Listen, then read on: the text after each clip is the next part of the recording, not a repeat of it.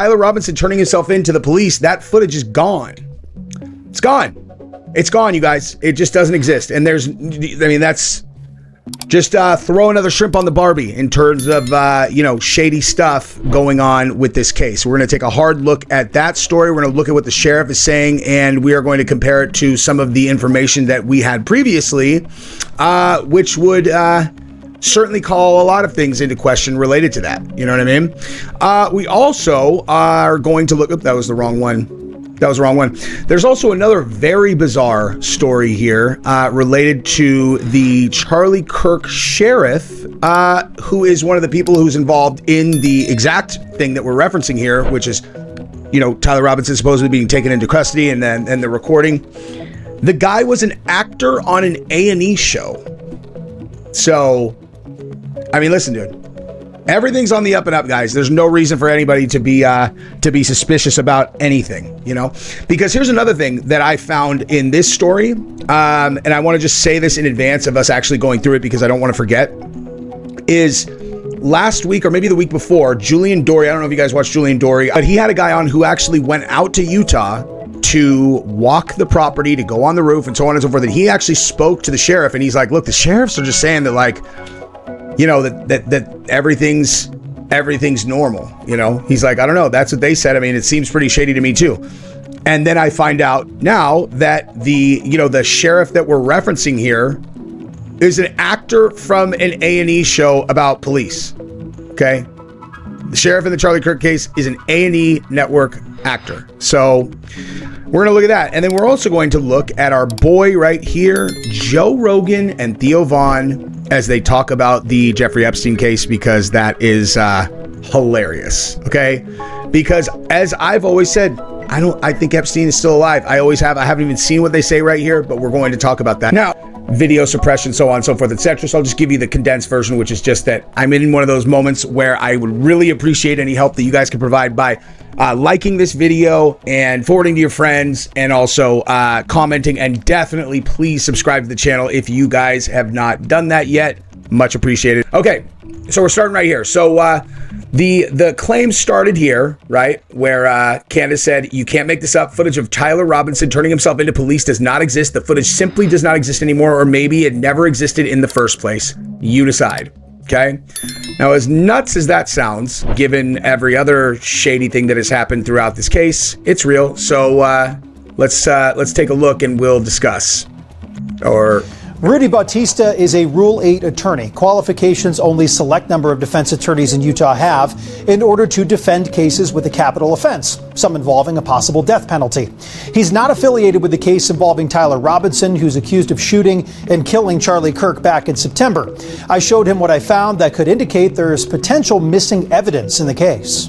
He said, hey, I know who Charlie Kirk shooter is. On September 17th, 2025, Washington County Sheriff Nate Brooksby held a press conference. Our job was not to interview, our job was just to get him here. After Charlie Kirk's alleged shooter was taken into custody in Washington County less than 2 days after the shooting. Within the hour, my friend drove Tyler and his parents to my office, where he was greeted by plainclothes detectives. After learning of this, I submitted a public records request to obtain any video of Tyler Robinson walking into the jail facility. Washington County.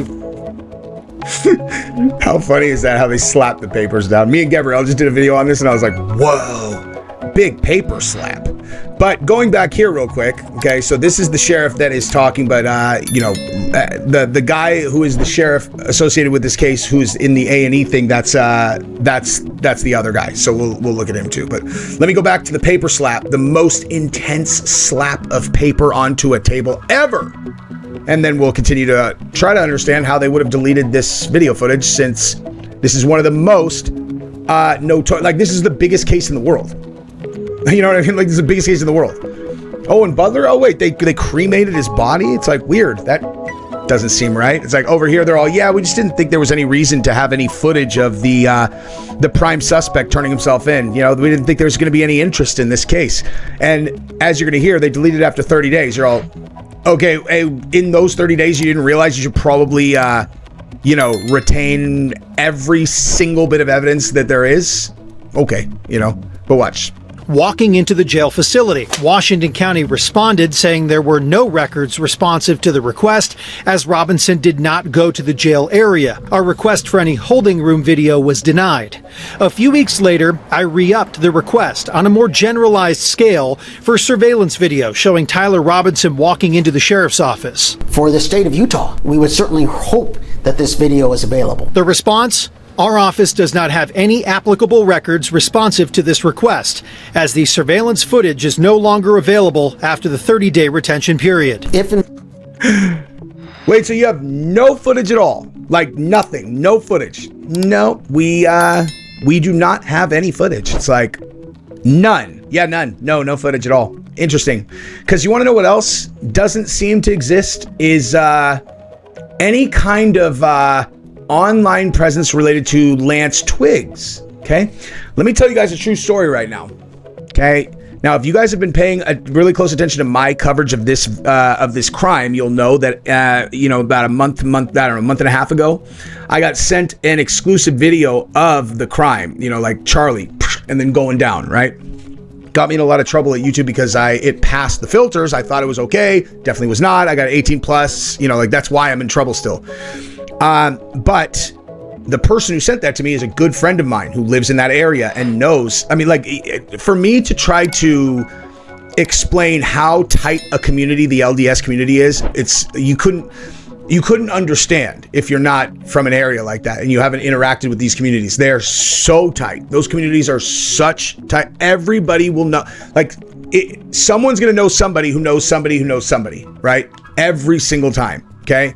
And so when I tell you, I have phone calls I can make because I lived there for a year, I do. Let me tell you exactly what the guy said to me, who is the person who sent me that video. He told me when I said, we can't seem to find anything about Lance Twiggs. Okay, we've been looking everywhere.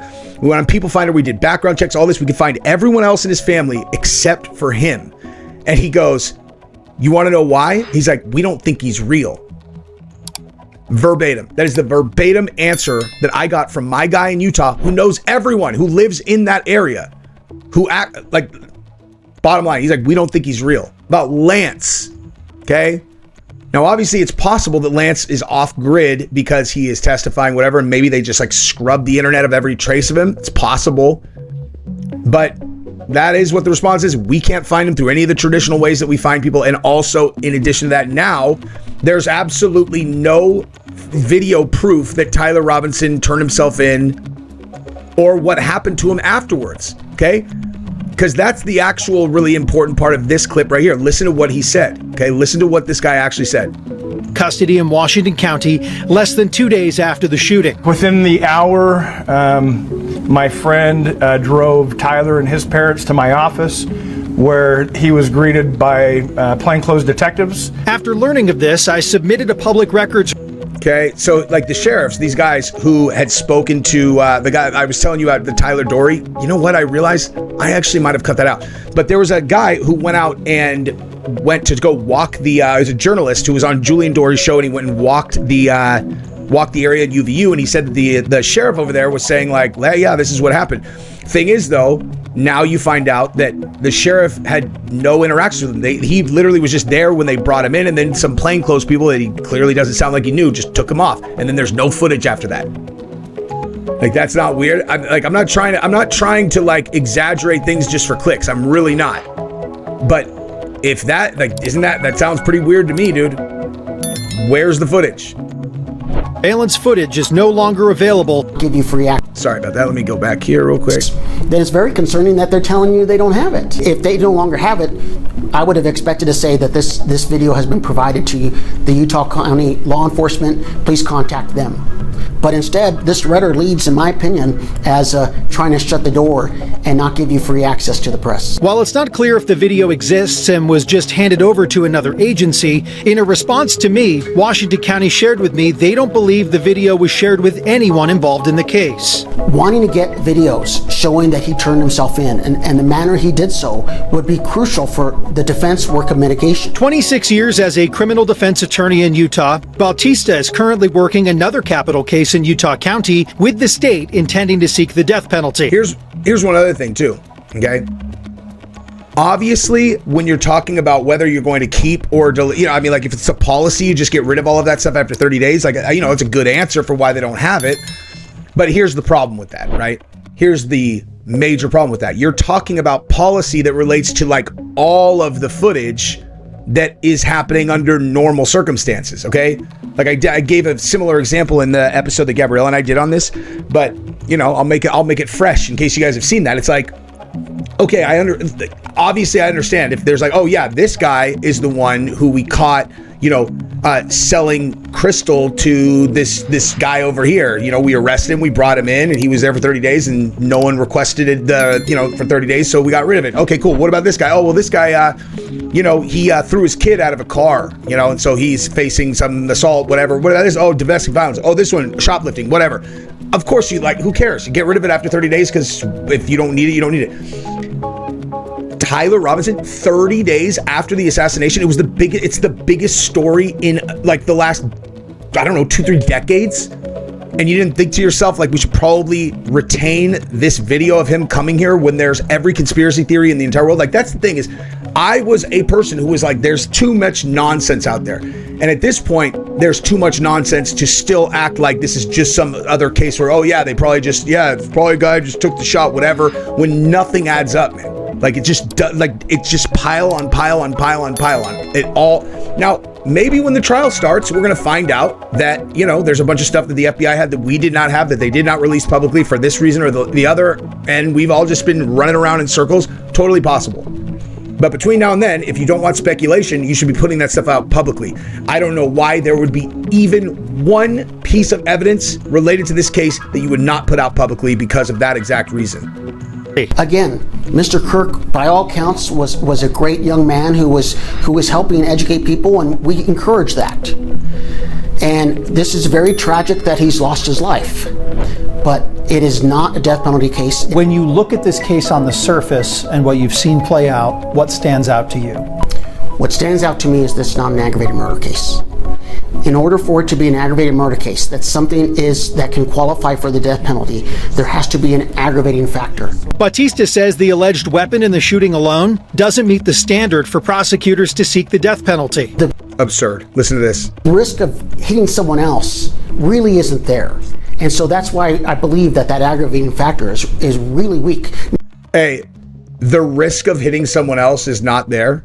You shot a 30-06 rifle round over the heads of the thousands of people, and it hit a soft little area right here. It's like, oh yeah, well, of course he knew that the 30-06 would definitely not in any way, you know, definitely wouldn't hit him and kill him. It's like, all right.